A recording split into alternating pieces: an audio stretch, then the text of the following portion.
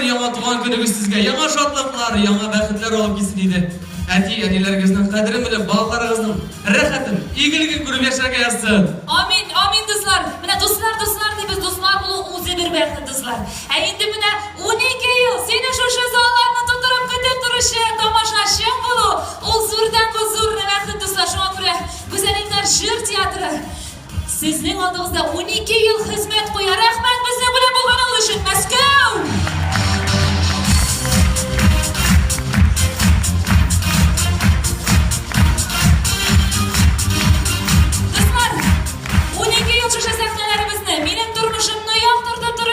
Sizning ham bizning yaratgan jurchimiz populyar jurchi Eldor Hakimov chiqadi sizning uchun.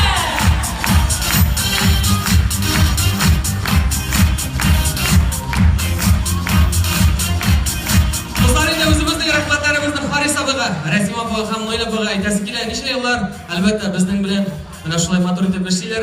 Kelajakda tog'da motor etib ishlarga yazsin. Xudoy taolo sog'lik, esanlik tilab, endi har vaqtda eng motor tilaklarimizni yetkazamiz kelar. Hamda endi mening yaratganim, mening birdan birim, mening motorim, Yarar edi qarang. Shipshig'im, Ketindi kerakmi? Bisiyim, O'tirasın. Tataristonning otqazgan artisti Go'zal Urrazova.